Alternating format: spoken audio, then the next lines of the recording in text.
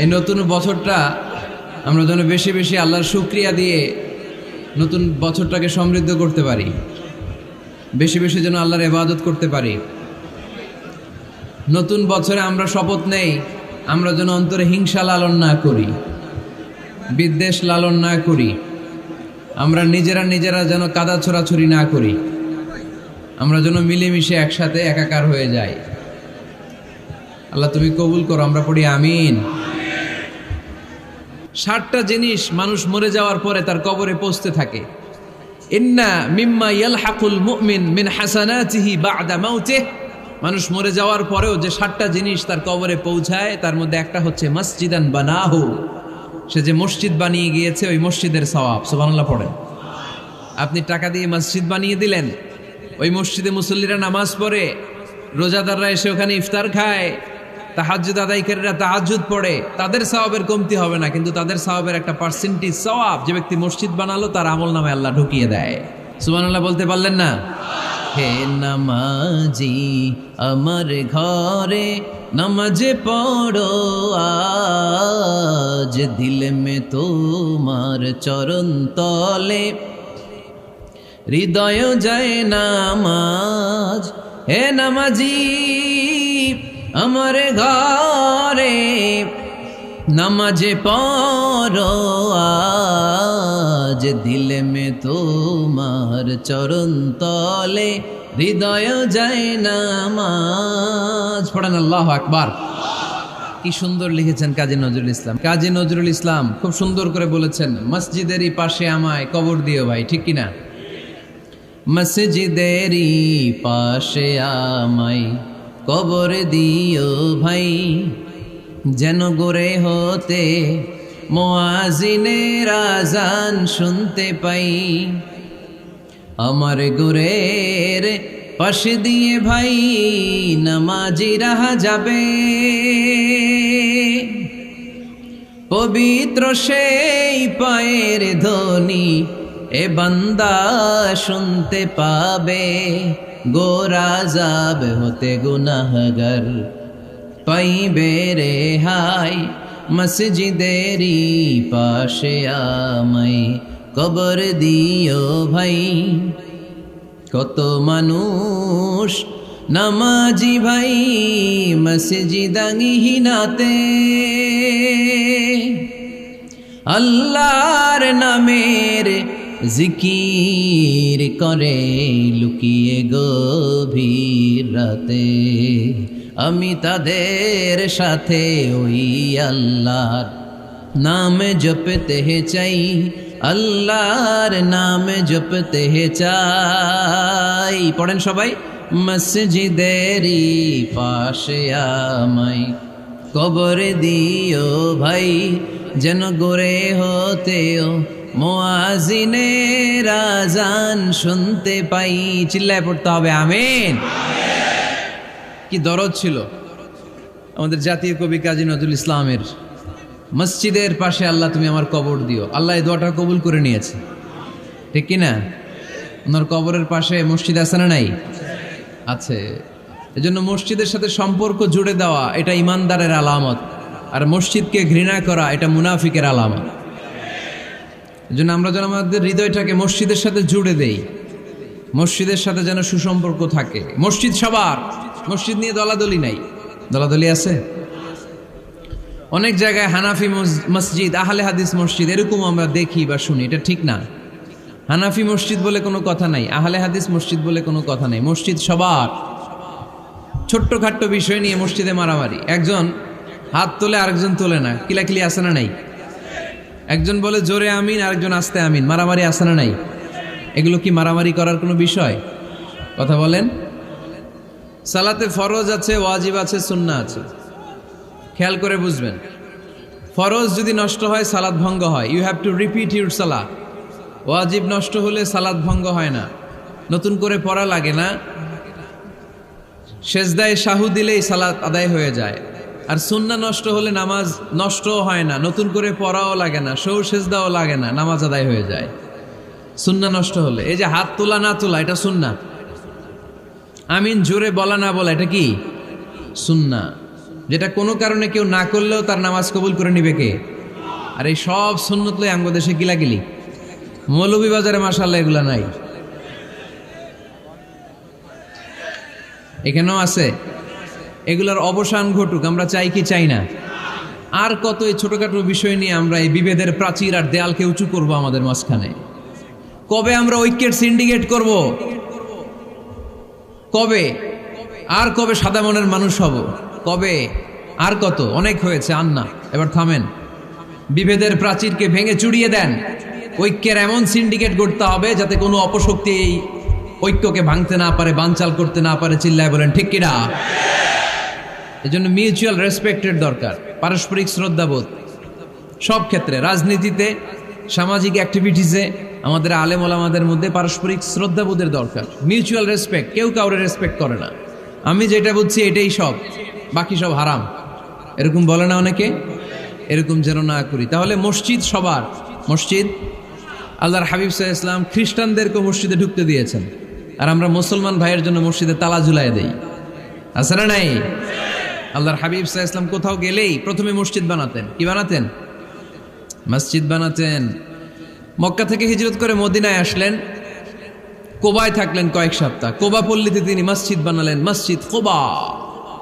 ওখানে প্রতি শনিবার কেউ যদি অজু করে ওখানে যে 2 রাকাত নামাজ পড়ে, একটা কবুল উমরার সওয়াব আল্লাহ তাআলা তার আমলনামায় দিয়ে দেয়। মসজিদে কোবা বানালেন। তারপরে মদিনায় এসে মসজিদে নববী বানালেন আল্লাহর হাবিব সাল্লাল্লাহু আলাইহি ওয়াসাল্লাম, মসজিদে নববী। এটা ছিল আল্লাহ রাসূল সাল্লাল্লাহু আলাইহি ওয়াসাল্লামের বৈশিষ্ট্য। কোথাও গেলেই তিনি মসজিদ বানাতেন, মসজিদে নববী। হায় রে, এখন তো কত সুন্দর মসজিদ আমরা দেখি, আমরা যে সালাত পড়ি। আল্লাহর হাবিব সাল্লাল্লাহু আলাইহি সাল্লামের সময় মসজিদে নববী কি এরকম ছিল? কথা বলেন। ফ্লোর ছিল বালুর ফ্লোর। কিসের ফ্লোর? আমাদের মসজিদের ফ্লোর কিসের? টাইলস। আর আল্লাহ রাসূল সাল্লাল্লাহু আলাইহি ওয়াসাল্লামের মসজিদে নববীর ফ্লোর কিসের? কথা বলে না তো, আওয়াজ করে উত্তর দেন না কেন? কষ্ট হচ্ছে? দুপুরে খাইছেন না সবাই? কেন খান নাই কেন? রোজা রাখছিলেন? হ্যাঁ, ফজর বাদে আইছি। আচ্ছা ঠিক আছে, ঠিক আছে। আচ্ছা আচ্ছা, সাউন্ড নাই, কথা শোনা যায় না? তো এটা শুনলা কেমনে?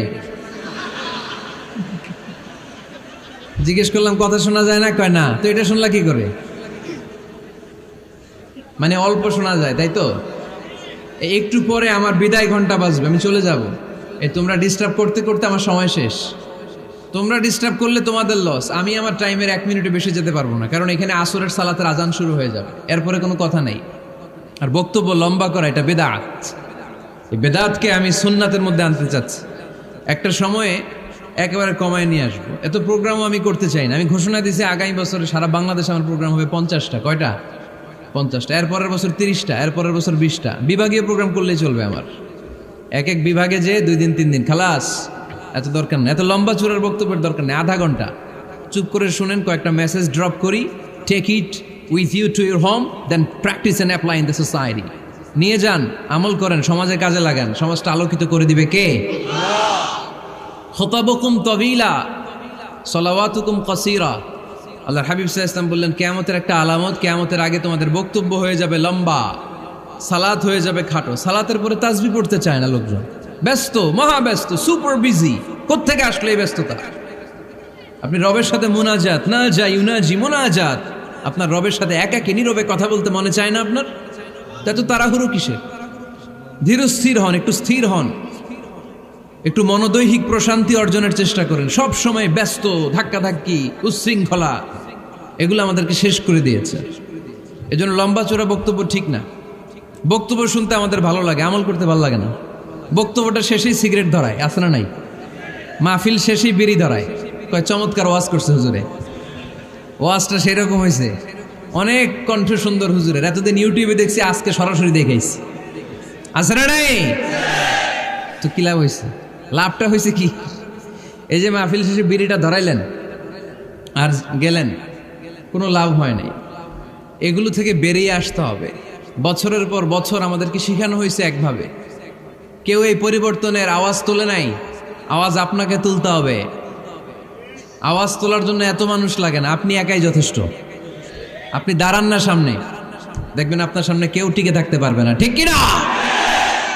কিন্তু আপনার শক্ত সিদ্ধান্ত লাগবে, পরিবর্তনের জন্য শক্ত মানসিকতা লাগবে যে আমি পরিবর্তন করতে চাই। We have to change. যুগ জামানা পাল্টে দিতে চাই না অনেকজন, এক মানুষই আনতে পারে জাতির জাগরণ। এক মানুষই বিপদকালে বাঁচায় কাফেলায়, ক্ষুদ্র ডিঙ্গি বাঁচায় জাহাজ অসীম দরিয়ায়। এজন্য আপনার শক্ত সিদ্ধান্ত পারে আপনার মৌলভীবাজারটাকে দেশের শ্রেষ্ঠ জেলা, শ্রেষ্ঠ থানা হিসেবে আল্লাহর কাছে কবুল করতে, ঠিক কিনা?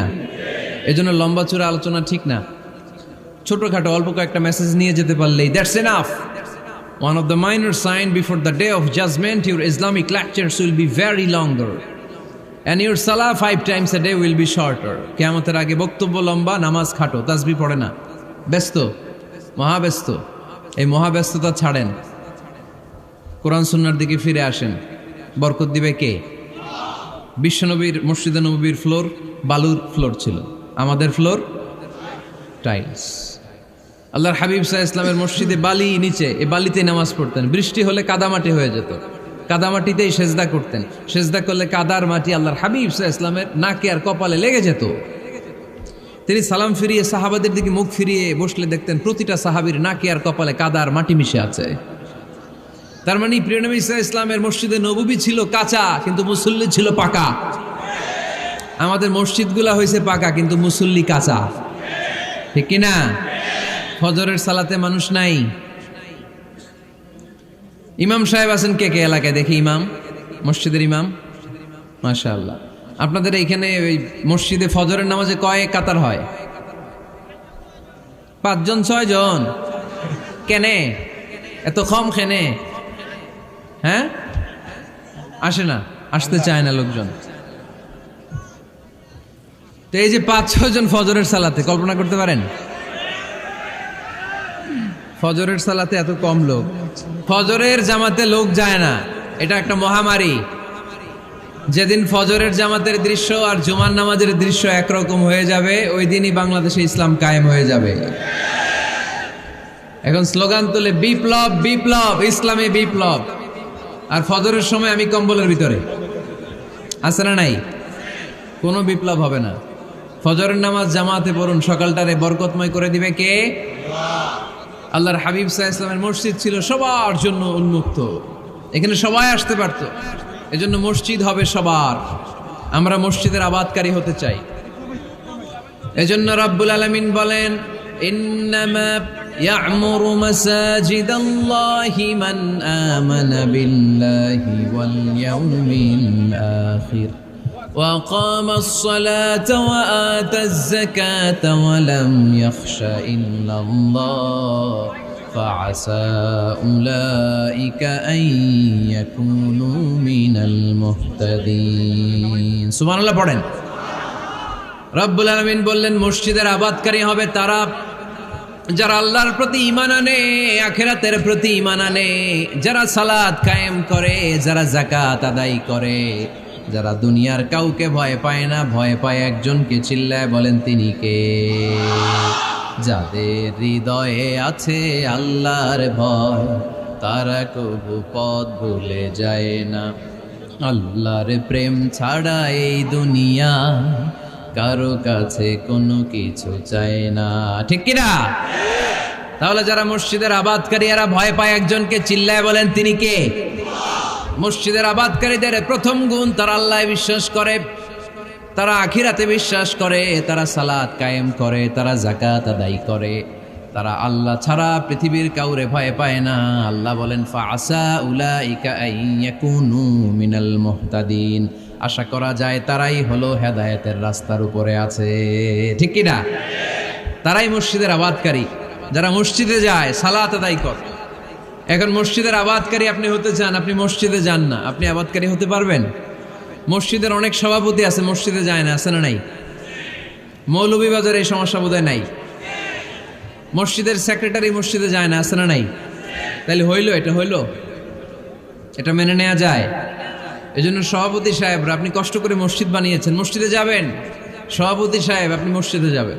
সেক্রেটারি সাহেব আপনি মসজিদে যাবেন, তাহলে আপনি সঠিক মসজিদের আবাদকারী হবেন, ঠিক কিনা? আমরা মসজিদের আবাদকারী হতে চাই ইনশাআল্লাহ। পড়েন উমরানুল মাসাজিদ। মসজিদের আবাদ কি করে করতে হয়? মসজিদ আবাদ করার এক নাম্বার মাধ্যম হচ্ছে মসজিদ নির্মাণ করা। কি করা? নির্মাণ করা। খেয়াল করবেন, আল্লাহর হাবিব সাল্লাল্লাহু আলাইহি ওয়াসাল্লাম বলেছেন, মান বানা মসজিদান মিন মালিহি ফিদ দুনিয়া বানাল্লাহু লাহু বাইতান ফিল জান্নাহ। যে ব্যক্তি নিজের পকেটের টাকা খরচ করে দুনিয়াতে মসজিদ বানায়, আল্লাহ তাআলা তার জন্য জান্নাতে ঘর বানায়।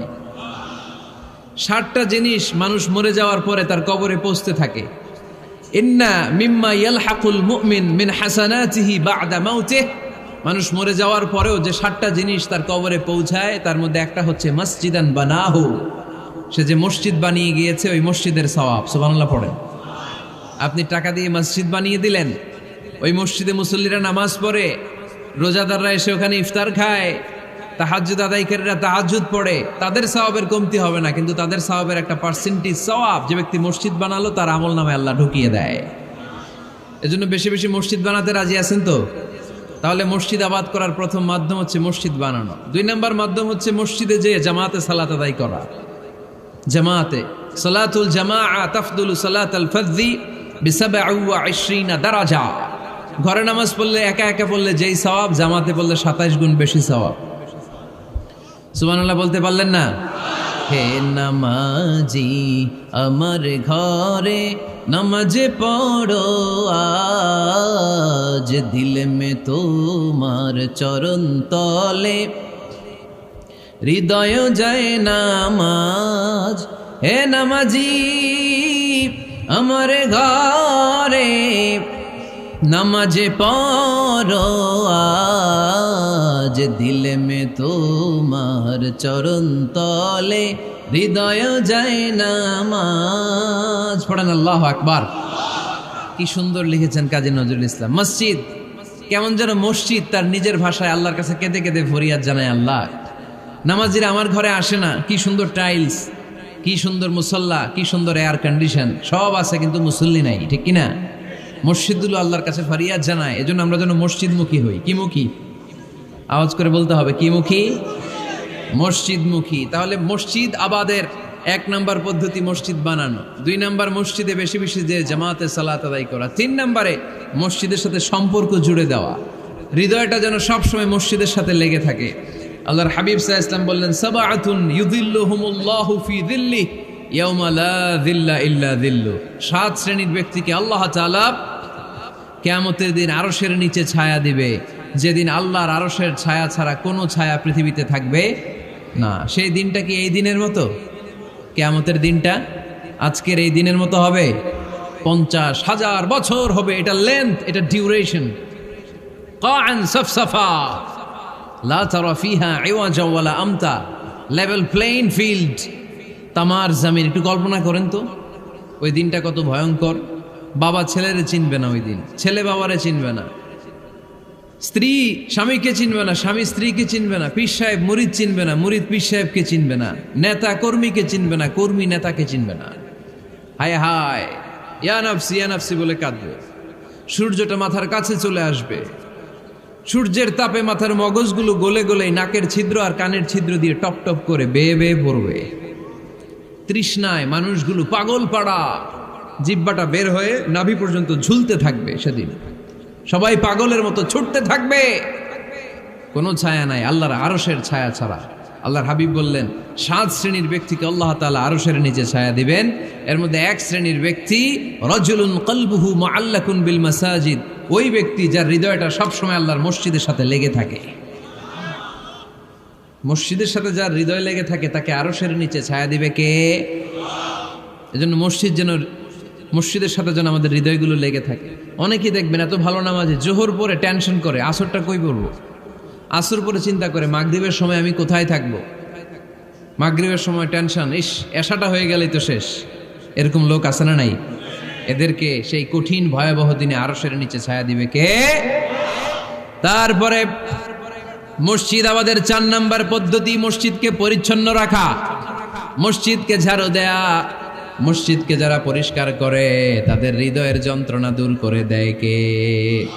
সাইয়েদনা ইব্রাহিম আলাইহিস সালাম এবং ইসমাঈল আলাইহিস সালামকে আল্লাহ তাআলা আদেশ করেছেন তাহহিরা বাইতিয়া লিত্তাইফিনা ওয়াল আকিফিনা ওয়ার রুকআই সুজুদ। হে ইব্রাহিম, ইসমাঈল, বাপ বেটা দুইজন মিলে মসজিদ ঝাড়ু দাও। কি ঝাড়ু দাও? মসজিদেরি ঝাড়ু বড়দার ও কামারে হাত শোনো আমারে মুনাজাত। পড়েন, শোনো শোনো ইয়া ইলাহি আমারে মুনাজাত, শোনো আমারে মুনাজাত। পড়েন আমিন। মসজিদ ঝাড়ু দেওয়া মসজিদ আবাদের অন্তর্ভুক্ত। আপনারা কেউ কোনোদিন মসজিদ ঝাড়ু দিয়েছেন নাকি? কে কে দিয়েছেন দেখি? সবাই? সবাই মসজিদের খাদেম? মাশাআল্লাহ। আমিও দিছি মসজিদ ঝাড়ু, অনেক দিছি। মাশাআল্লাহ, আল্লাহ তুমি কবুল করো। যাদের হৃদয়ে বড় জ্বালা, ফ্যামিলিতে সুখ নাই, শান্তি নাই, তারা হৃদয়ে প্রশান্তি আনতে চাইলে এতিমখানায় যাবেন, এতিমের মাথায় হাত বুলিয়ে দিবেন, এতিমের মুখে খাবার তুলে দিবেন। আপনার হৃদয়টারে নরম করে দিবে কে? আল্লাহর ঘর মসজিদে যাবেন, নিজ হাতে মসজিদটারে একটু পরিষ্কার করে দিবেন, আপনার জীবনটারে উজালা করে দিবে কে? তাহলে এগুলো করার মাধ্যমে আমরা মসজিদের আবাদ করতে চাই। আমরা মসজিদের আবাদকারী হতে চাই কি চাই না? আল্লাহর ঘর মসজিদ আবাদ করার মতো শ্রেষ্ঠ কাজ পৃথিবীতে হতে পারে না। এই মসজিদের কিছু আদব আছে, আল্লাহ রাসূল সাল্লাল্লাহু আলাইহি ওয়াসাল্লাম বলেছেন এই আদবগুলো মেনটেন করে যেন আল্লাহর ঘর মসজিদের সাথে আমরা ব্যবহার করি। মসজিদের 1 নম্বর আদব হচ্ছে মসজিদে ওযুর সাথে প্রবেশ করা। কিসের সাথে? ওযু করে পরিচ্ছন্ন হয়ে মসজিদে প্রবেশ করা। এজন্য অপবিত্র অবস্থায় গোসল ফরজ, এরকম অবস্থায় মসজিদে ঢোকা যাবে? কথা বলেন, ঢোকা যায়? যেই নারীদের মাসিক চলতেছে, মেনস্ট্রুয়েশনাল পিরিয়ড চলতেছে, ওই নারীদের পক্ষে মসজিদে ঢোকা জায়েজ আছে? নাই। তাহলে এটা হলো 1 নম্বর আদব। মসজিদে ঢোকার সময় কি করে ঢুকবো? ওযু করে। আওয়াজ করে বলেন, কি করে ঢুকবো? ওযু করে। 2 নম্বর আদব হচ্ছে মসজিদে যাওয়ার সময় সবচেয়ে ভালো জামাটা পরে যাব, সবচেয়ে ভালো পাঞ্জাবিটা পরে যাব। জান তো আপনারা? না সবচেয়ে সিরাটা পরে যান? হ্যাঁ, অনেকের নামাজের জন্য একটা পুরান জামা আছে, সিরা পাড়া, এদিকে হাত উঠাইলে দিতে দেখা যায়, আছে না নাই? সবচেয়ে সিরা পাড়াটা রাখে নামাজের জন্য, কপাল পোড়া। আর সুন্নাতে খাতনার অনুষ্ঠানে গেলে মাশাআল্লাহ লেহেঙ্গা গায়ে দেওয়া যায়, আছে না নাই? না, আপনি ইবাদতের জন্য সবচেয়ে সুন্দর জামাটা রাখবেন।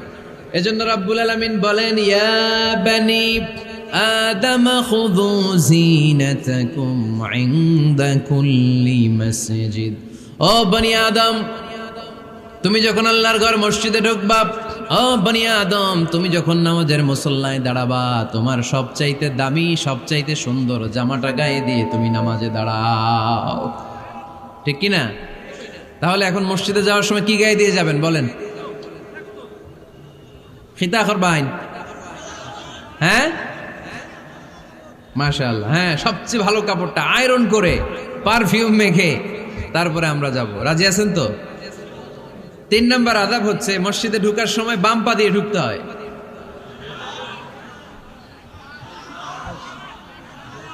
কোন পা? আরো জোরে। এদেরকে গুতা মারা লাগে, নাইলে আওয়াজ বাড়ে না। এরকম ভলিউম টাইট করতে হয়, ভলিউম হাই করলে আর পরে বাড়ে। এমনি বলতে চায় না। আর ঘটনা কি? হ্যাঁ, খায় নাই। বদরের যুদ্ধ হয়েছিল রমাদানে, কোনো সাহাবী খায় নাই। না খাইয়া একেবারে সাইজ করে দিছে কাফেরদেরকে। আমরা না খেলেও আমাদের হৃদয়ে ইমানি শক্তি আছে না নেই? এই তো বোঝা যাচ্ছে ইমানি শক্তি আছে। এতক্ষণ আছিল কই? তো মসজিদে ঢোকার সময় কোন পা দিয়ে? এগুলো মনে থাকে আমাদের? ভুলা যাই আমরা, খেয়াল থাকে না তো এগুলা। এত কিছু মনের মধ্যে রাখলে এগুলো মনে থাকবে কেমনে? মসজিদে ঢোকার সময় কোন পা? আরো জোরে। বেরোয়ার সময় কোন পা? মনে থাকবে? মসজিদে যখন ঢুকবেন ডান পা দিয়ে ঢুকবেন, আর দোয়া পড়বেন, আউযু বিল্লাহিল আযীম ওয়া বিওয়াজহিল কারীম ওয়া সুলতানিহিল কদীম মিনাশ শাইতানির রাজীম। বিষ্ণু সাল্লাল্লাহু আলাইহি ওয়াসাল্লাম বললেন, যে ব্যক্তি মসজিদে ঢোকার সময় এই দোয়াটা পড়বে, শয়তান আফসোস শুরু করে। সে বলে, হায় হায়, আজকের দিনের জন্য, সারা দিনের জন্য তো তুই আমার ওয়াসওয়াসা থেকে বেঁচে গেলি। আজকের সারা দিনের জন্য তোরে আমি হারালাম।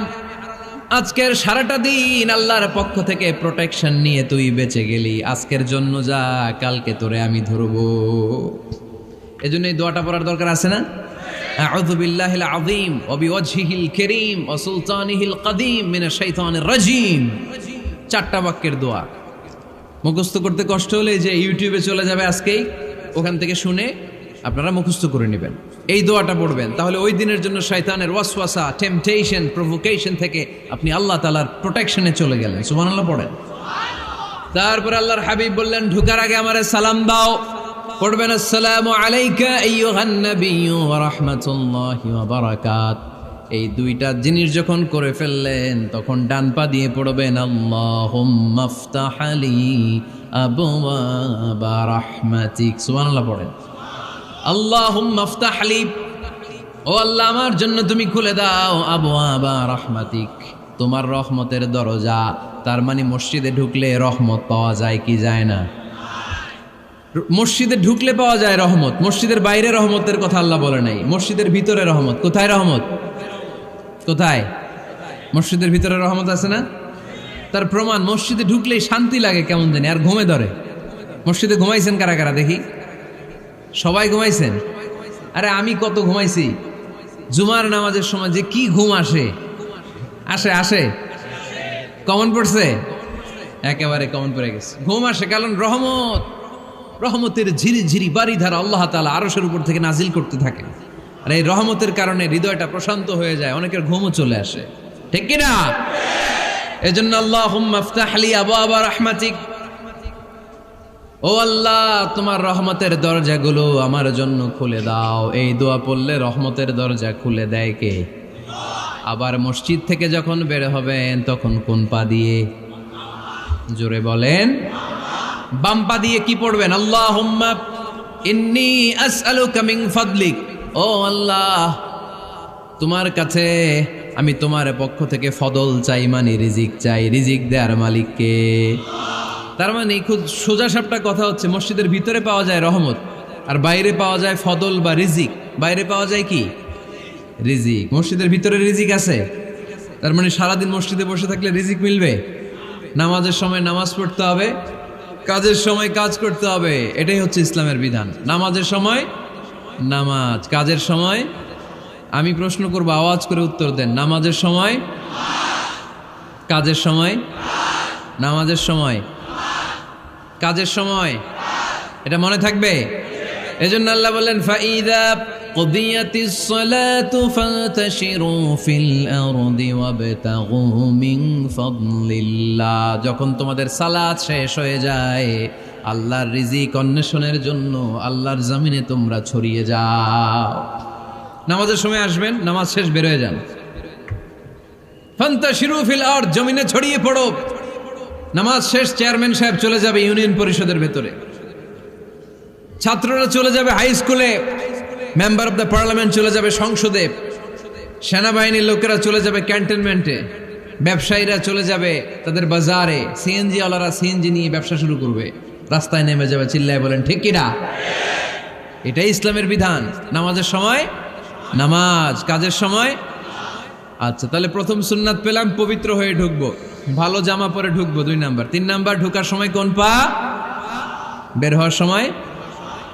4 নাম্বার, মসজিদে ঢুকেই 2 রাকাত। মসজিদে ঢুকে কয় রাকাত পড়েন আপনারা? তাহিয়াতুল মসজিদ। মসজিদে আপনি ওয়েলকাম জানাবেন, ঢুকেই 2 রাকাত পড়বেন, ওযু করলেই 2 রাকাত। আল্লাহর হাবিব সাল্লাল্লাহু আলাইহি ওয়াসাল্লাম মসজিদে নববীতে জুমার খুতবা দিচ্ছেন। খুতবা চলাকালীন সময়ে এক সাহাবী এসে মসজিদের মধ্যে বসে পড়লেন। আল্লাহর হাবিব সাল্লাল্লাহু আলাইহি ওয়াসাল্লাম সাহাবীরে বললেন দাঁড়াও। সাহাবী দাঁড়ালেন। আল্লাহর নবী জিজ্ঞেস করলেন, কেন বসে বললা? 2 রাকাত পড়ছো নাকি? সাহাবী বলে, পড়ি নাই। বিশ্বনবী বললেন, তাহলে তাড়াতাড়ি 2 রাকাত নামাজ পড়ে বসে যাও। সুবহানাল্লাহ পড়েন। 2 রাকাত পড়ো নাই তো পড়ো, দাঁড়াও, তারপরে বসো। দেখেন, খুতবা চলাকালীন সময়ে আমাদের খতিবরা কখনো খুতবা থামায়? কথা বুঝেন নাই? জুমার খুতবা আপনারা শুনেন না? খুতবা চলতেছে, ওই মুহূর্তে ইমাম সাহেবরা কখনো খুতবা থামায়? মাঝখানে কোনো ঝামেলা হলে থামায় না। প্রথম খুতবা শেষ, বসে, তারপরে দ্বিতীয় খুতবা। খুতবার মাঝখানে কোনো থামাথামি নাই। কিন্তু আল্লাহর হাবিব সাল্লাল্লাহু আলাইহি সাল্লাম কেমন খতিব ছিলেন দেখেন। আল্লাহর হাবিব সাল্লাল্লাহু আলাইহি সাল্লামের খুতবা দেওয়ার স্টাইল অ্যান্ড অ্যাটিটিউড এবং আমাদের খুতবা দেওয়ার স্টাইল অ্যান্ড অ্যাটিটিউড আল্লাহ রাসূল সাল্লাল্লাহু আলাইহি ওয়াসাল্লামেরটা কত প্রাণবন্ত ছিল।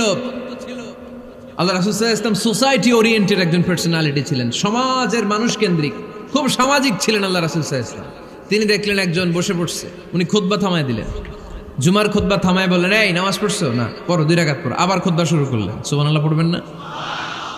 একবার তিনি খুতবা দিচ্ছেন, দেখলেন আল্লাহ রাসূল সাল্লাল্লাহু আলাইহি ওয়াসাল্লামের 2 জন নাতি হাসান আর হুসাইন রাদিয়াল্লাহু তাআলা আনহুমা, ছোট্ট মানুষ, কাতারের ভিতরে ঢুকে কোন সাহাবী টুপি টান দেয়, কারো পাগড়ি ধরে টান দেয়, একজন এদিকে দৌড় দেয়, আরেকজন ওদিকে দৌড় দেয়, মসজিদে একটা ডিস্টার্ব হচ্ছে। আল্লাহর হাবিব সাল্লাল্লাহু আলাইহি ওয়াসাল্লাম খুতবা থামিয়ে দিলেন, মিম্বার থেকে নেমে আসলেন, 2 নাতিকে 2 হাতে ধরলেন, ধরে আস্তে করে জান্নাতের এই 2 সর্দারকে নিয়ে মিম্বারের উপরে দাঁড়ালেন, এই হাতে এই নাতি, ওই হাতে আরেক নাতি। এরপর দাঁড়িয়ে দাঁড়িয়ে তিনি বাকি খুতবা দিলেন, পড়েন সুবহানাল্লাহ। কত প্রাণবন্ত খুতবা! উনিও খুতবা দিতেন, আমরাও খুতবা দেই।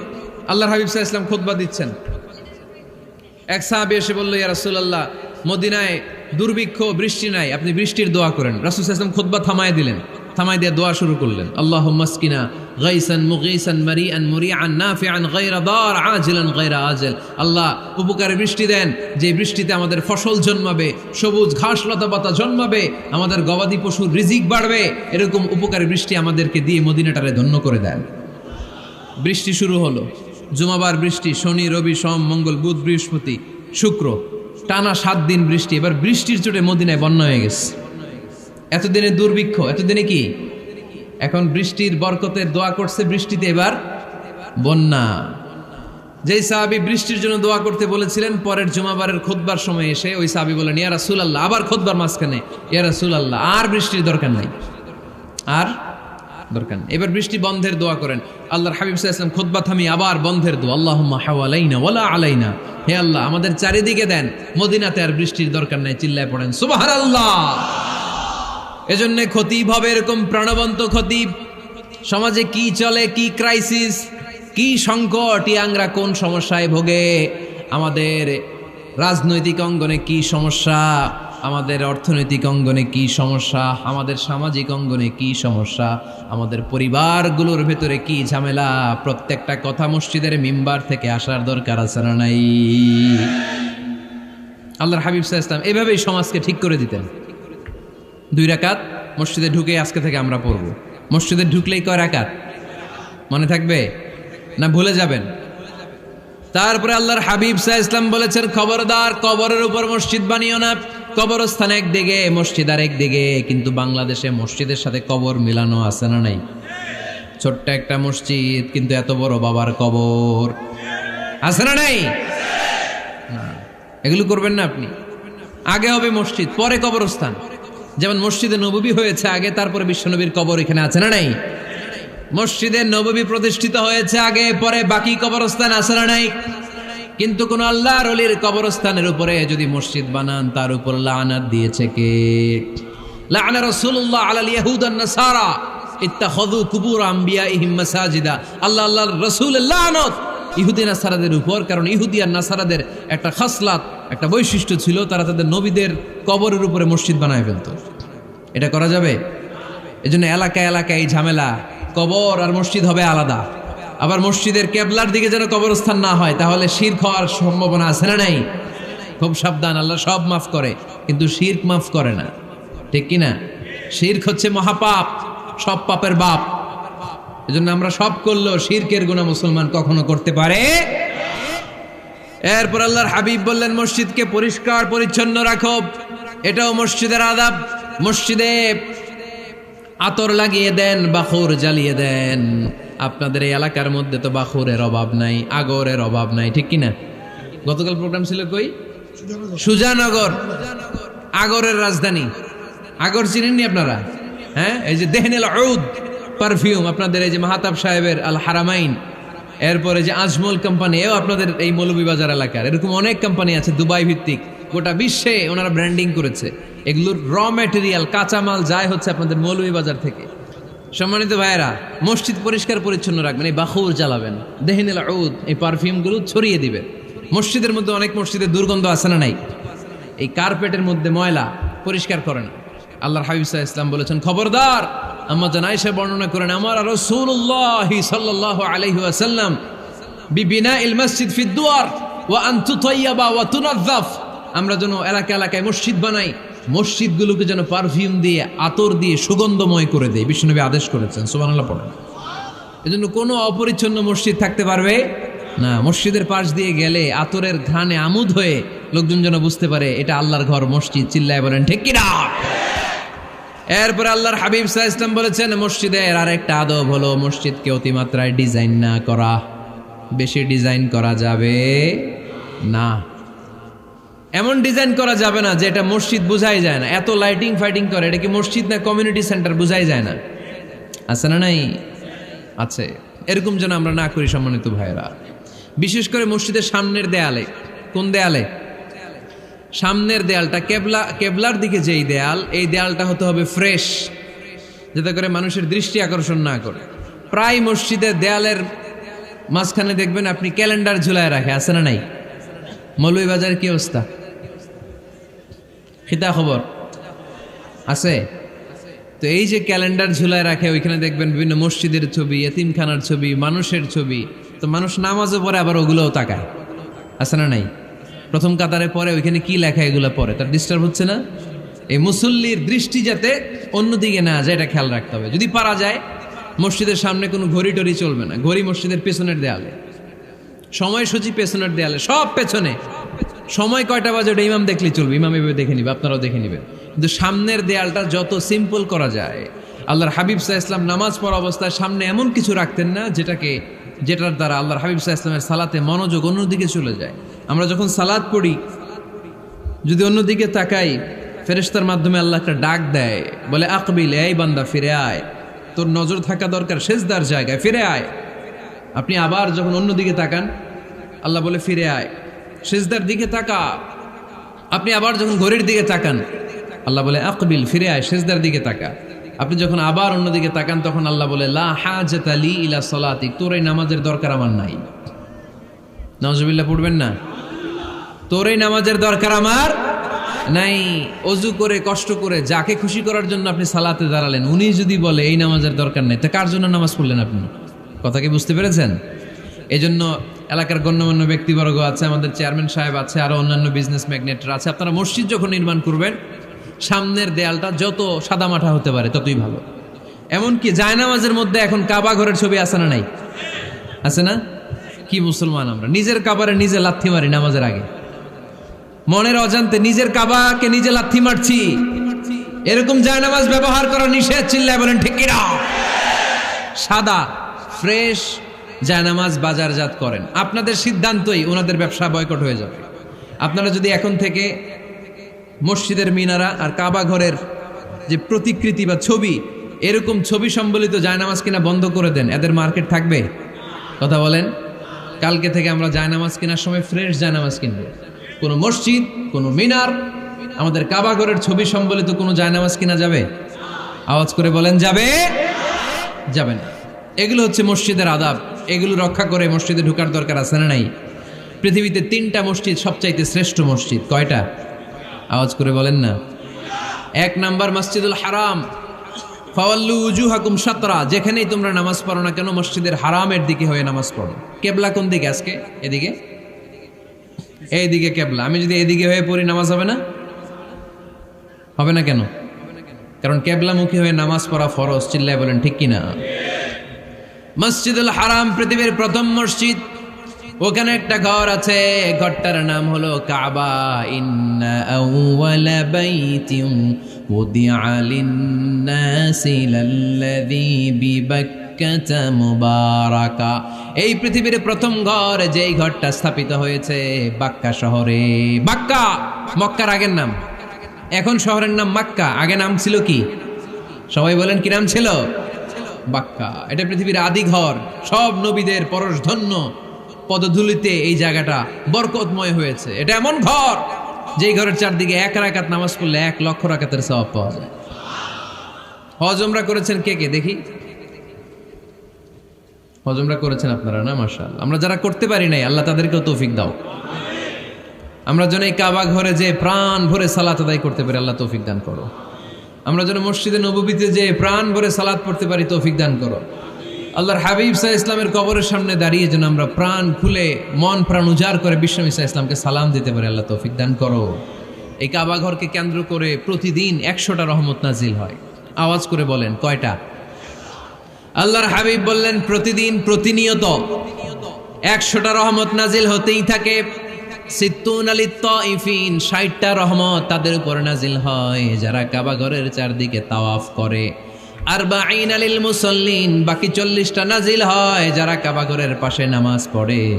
ওয়া 20 আলিন নাযিরিনা ইলাল কাবা, বাকি 20টা রহমত প্রতিনিয়ত নাজিল হয় যারা তাওয়াফ করে না, সালাত আদায় করে না, শুধু কাবার গিলাফের দিকে তাকিয়ে থাকে।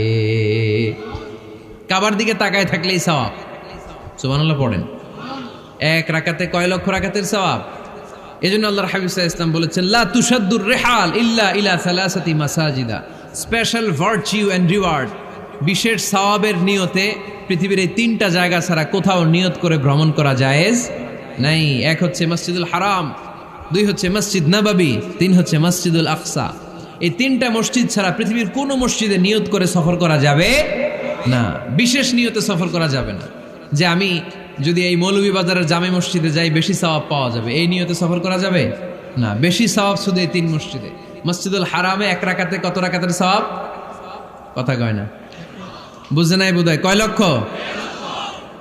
আর মসজিদে নববীতে 1 রাকাতে 1000 রাকাতের সওয়াব। আরেক বর্ণনায় আছে 50,000, বর্ণনাটা দুর্বল। সহিহ বর্ণনায় এসেছে 1 রাকাতে 1000 রাকাতের সওয়াব।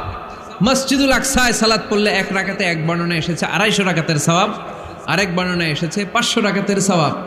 এই 3টা মসজিদ ছাড়া যে নামাজ পড়লে বেশি সওয়াব হবে, এই নিয়তে সফর করা যাবে? চিল্লায় বলেন যাবে। তবে মসজিদটা দর্শন করার জন্য যেতে পারবেন।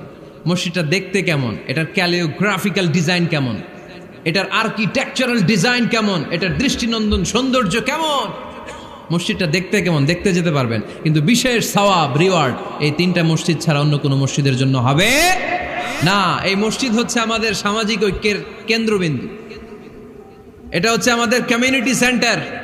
আমরা শুধু নামাজের জন্য মসজিদকে ইউজ করি, এছাড়া আরো অনেক ইউসেজ আছে মসজিদের। খেয়াল রাখবেন, আমাদের মুসলমানদের মসজিদ হিন্দুদের মন্দিরের মতো নয়।